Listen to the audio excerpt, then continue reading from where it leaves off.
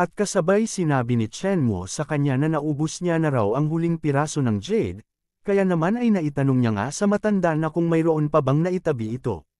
Sagot ng matanda na kung kailangan pa ito ng kanyang master, ay kailangan daw nitong pumunta sa Blackwater Pool ng Mount Lingwu. Pero mapanganib doon dahil sa mga mababangas na demon. Ngunit mungkahi niya sa kanyang master na mas mabuti raw muna dumalo ito sa auction dahil baka may makita din ito doon na mga kanyang magugustuhan. At dito naging seryoso nga itong ang ating bida at napapaisip dahil sa ang mga demon raw sa Blackwater Lake ay mga hayop na humihigop ng essence ng heaven and earth upang magkaroon sila ng spiritual wisdom. Dagdag niya pa pero sa kasalukuyang lakas niya, ay mahirap silang patayin, kaya naman ay kailangan niyang munang maghintay hanggang sa maabot ang ikalawang antas ng chi condensation. At dahil sa hindi pa ito ang tamang pagkakataon ng ating bida na pumunta sa Blackwater Pool mouth, ay napagdesisyonan na lang niyang sinabi kay Chen Songzi na sige, sa auction na lang siya pupunta, at ayusin din daw ni Chen Songzi ang kanyang schedule. Natinugunan naman din ito ng matanda na masusunod agad. At nasabi rin ng ating bida na aalis na muna raw siya kaya naman ay magsanay daw ito ng maayos dahil sa titingnan niya ang progreso nito sa mga susunod na araw. Subalit naghayag nga itong matanda at nasabi sa ating bida na sandali lang daw dahil sa may hihilingin raw siya nito sa kanya. Naagad din naman siyang sinabihan ng ating bida na kung ano yun ang sasabihin nito sa kanya. At dito ay nasaad niya nga agad na nais niyang sumunod at maglingkod nito sa kanyang master. Dagdag niya pa sana'y tanggapin ng kanyang master ang kahilingan niya. Gayunpaman ay napag-isip-isip naman din dito ng ating bida dahil sa gusto pa nitong sumunod sa kanyang. May 2 na araw siyang pasaway sa one-room apartment niya. Kaya naman ay sinagot na lang muna ito ng ating bida na maghintay raw muna ito hanggang matapos ang auction. Na kinapapasalamat na lang naman rin dito ng matanda. At matapos naman ang isang buong araw at dito rin ay makikita nga natin ang napakalakas na mga pagpatak ng ulan na tila na may kung ano naman na nagbabat siyang panganib. At di katagalan ay may kung sino ngang may tumulak dito sa pintuan. At makikita din natin ang kanyang umaapaw na presensya na tila hindi ito basta-basta. Gayunpaman sa lakas na makiramdam ng ating bida ay agad niya naman ito dito nalaman dahil sa wala na raw itong katapusan. Dahil dito ay hindi na nga ito hinayaan pa ng ating bida kundi lumabas upang salubungin. Na ganun din naman itong si Sangsang. At sa kanilang paglabas ay bahagya nga sila dito nagulat nang makita ang matanda na kalmadong-kalmado lang sa kanyang sarili habang hindi man lang nababasa sa mga patak ng ulan. Kaya naman ay nang malaman din ito ni Sangsang na kung gaano kalakas ang matanda sa kanilang harap ay nasabi niya na lang din na nasa Rainless, peak of the inner realm na siya. At dito ay nagsaad nga siya at itinanong sa matanda dahil sa lakas daw nito ay kaya ninyong pumasok sa transformation realm. Bakit kayo nandito? Na kanya naman dito agad sinagot si Sangsang at nasabi niya na kapag hindi mo raw sinamantala ang pagkakataon, ay mawawala ka lang na parang alikabok. Konti na lang ang taon niya kailangan niyang umabot sa transformation realm para mabuhay. At nasabi niya rin dahil sa hihiram sana siya ng bagay sa pamilyang yan para makipagkasundo sa kay Yan Ching-cheng. Subalit sinasabihan lang naman siya ni Sangsang na hindi niya alam kung ano ang hinihiram nito, pero kung meron ang kanyang mistress, ay ibibigay niya ng buong puso ito. Ngunit iniginiit talaga dito ng matandang ito na tiyak raw siya na meron ito. At dito ay, naging seryoso nga itong si Sangsang at kanyang itinanong na kung sino ba raw ang nagsabing pumunta ito rito. Na sinagot naman agad ito ng matanda dahil sa naakit lang raw siya sa mga alok nila kaya ay nandito siya upang makipaglaban. At dahil sa pangamba na naman ni Sangsang ay kanya naman nang inutos sa ating bida na hindi raw nilang kayang labanan ito kaya ay umalis na lang daw ito upang mabuhay.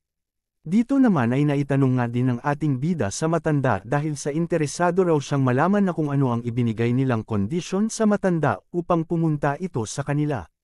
Sagot naman ng matanda na ang pagkakataong makapasok siya sa Void Mountain. At nasabi rin niya na ang kapag nakabalik ka ng buhay mula roon, magiging patriarch ka. Na kinapagtataka rin naman ni Sangsang na kung ano nga ba ang ibig sabihin niya nito. Kaya naman ay naitanong nga din dito ito ng ating bida na kung saan naman raw itong kanyang sinasabing Void Mountain. Subalit sinagot lang naman sila agad ng matanda na sa ngayon raw ay hindi niya alam, dahil sasabihin lang nila kapag natapos niya ang trabaho dito. At dito ay naging seryoso na nga ang ating bida na kanyang itinanong ulit sa matanda na kung sino naman raw sila. Subalit ang laging sagot lang naman ng matanda ay hindi niya sila kilala. At makikita nga rin natin din ang pagkaunting-unting na paglaho ng matanda. At nasabi niya rin na simulan na raw nila. Kaya naman sa hindi inaasahan ni Sangsang ay bigla-bigla na lang nang itong sumulpot sa kanyang harapan ng napakabilis na sekol na siya nito. Dahil ay nanginginig na lang nga dito sa takot itong si Sangsang dahil sa ramdam niya raw ang agwat nila sa lakas ng nasa Peak Inner Realm. At kasabay rin naman dito ang pag-angat ng matanda sa kanyang mga palad na tila tatapusin niya na agad si Sangsang. Kaya naman ay napapapikit na lang siya nito na naghihintay sa kanyang katapusan at napapaisip dahil sa patawarin raw siya ng kanyang mistress. Gayunpaman sa hindi rin inaasahan ay bigla na lang ang nawala dito ang matanda na tila may kung anong anomalya. Na ikinapagtataka rin naman dito ni Sangsang kaya naman ay bahagya niyang ang inimulat ang kanyang mga mata. At dito rin ay makikita na lang din natin ang matandang ito na tila wala ring kaalam-alam sa mga pangyayari na kung bakit bigla na lang siyang napunta dito. Ngunit agad din naman niyang napagtanto na may pumihil sa kanyang na ito nga ang ating bida. Matapos ay itinanong niya nga sa ating bida na sabihin raw nito sa kanya na kung sino ito, baka buhayin niya pa ito. Subalit ang sinagot lang naman ng ating bida sa kanya ay ang pagtawanan siya. Kaya naman ay hindi nga ito nagustuhan ng matanda at sinabihan ng ating bida na walang modo.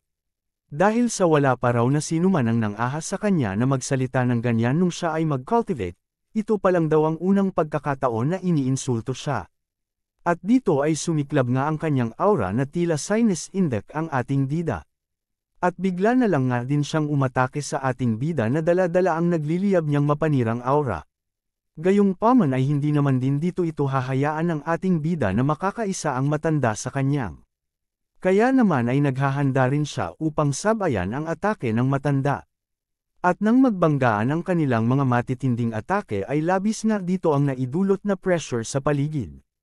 Na ikinabahagya rin naman dito ikinatalsik ng matanda at na may halong pagtataka sa lakas ng ating bida. Kaya naman ay napapasigaw na lang din siya dito sa hindi niya inaasahan na nasa Peak Inner Realm na rin pala raw dito ang ating bida dahil sa ito daw ay imposible. Gayunpaman ay napalitan naman ito ng tuwa dahil sa kapag inialis niya raw ang sekreto ng katawan ng ating bida, ay magiging master din daw siya.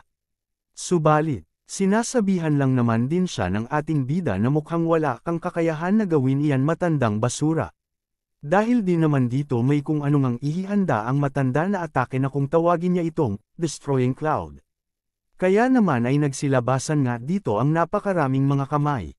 Na agad din naman dito ito nakikilala ni Sangsang ang ginamit na teknik ng matanda na ang Destroying Cloud Hands. Dahil sa ito daw ang tanyag na si Pang Xian sa Hilagang Kanluran noon. Habang papalapit ang napakaraming mga kamay ng matanda sa ating bida ay wala peren nga itong galaw. At sa di rin katagalan ay nagsiatake na nga ito sa ating bida. Gayunpaman din ay wala rin naman dito itong kahirap-hirap na sinasabayan niya gamit din ang kanyang mga suntok. Na kinapagtataka na lang din ng matanda dahil sa napaka-imposible raw itong magawa ng ating bida na mapawalang bisa ang kanyang destroying hand. Matapos dito ay napapangiti nga dito ang ating bida at naisip dahil sa ngayon raw ay tapos na ang kanyang eksperimento. Dagdag niya pa dahil sa dami ng aura, ang chi condensation niya ay nasa minor martial art lang ng inner realm. Pero ang kalidad ng spiritual energy niya ay kapareho ng peak inner realm. Kaya ang resulta raw ay hindi na niya nga naituloy pa ang kanyang sinasabi dahil sa naglabas na siya nito ng kanyang aura na tila besya na naman ata ang aatake sa matanda. At kasabay nga dito binanggit ng ating bida ang kanyang teknik na kung tawagin niya itong Mountain Break First Form. At pagkatapos nga ng pagbanggit na iyon ng ating bida may kung ano na lang ang dito na lumitaw na isang napakalaking palakol. Kaya naman ay nang masaksihan ito na makita ng matanda na kung gaano ito mapanganib sa kanya ay nagugulantang na lang nga siya nito sa takot. At napapasigaw na kung ano ba raw klaseng kapangyarihan iyan dahil sa hindi niya pa raw nakita ito sa buong buhay niya. Ngunit ganun pa man ay di naman daw siya papayag na matalo lang basta-basta dahil sa lalabanan niya peren raw ito ang ating bida. Kaya naman ay gamit ang kanyang buong lakas itinudong niya na nga ito. Subalit sa hindi inaasahan ay bigla-bigla na lang ngang nahati nito ang kanyang katawan. Nakinapang lalaki pa ng kanyang mata. At walang alinlangan pala dito ito hinati ng ating bida. Nakinatakot naman din isang-sang dahil sa napaka-brutal pala raw ng ating bida kung pumaslang. Ngunit makikita din naman natin na tila mukhang nahihirapan nga dito ang ating bida. Dahil ayon nga sa kanyang kaisipan ay mahirap pa ring gamitin ang Chanshuan Divine Feast sa unang antas ng Qi Condensation, dahil sa hindi niya raw ito nakokontrol. Subalit nasabi niya din dahil sa ayaw niya daw sana patayin ang matanda, sapagkat marami pa siyang itatanong dito. At matapos naman ang mga ilang kaganapan at makikita din naman natin ang Valley ng Liu family ang one of the six great family. Dito ay nagsalita nga itong si Liu Mingyao sa kanyang uncle na si Wu, dahil sa sinasabi ba raw nito na may kasamang master ng inner realm ang putang na si Yan Qingcheng na iyon. Na kanya naman din itong sinagot na nasa peak inner realm na raw si Pang Shiyuan noon. At tanging grandmaster lang ang makakapatay sa kanya ng isang galaw. Pahayag nga ulit ni Liu Mingyao akala raw niya na mamamatay na itong si Yan Qingcheng kapag umalis siya sa pamilyang yan. May master palang nagpreprotekta sa kanya.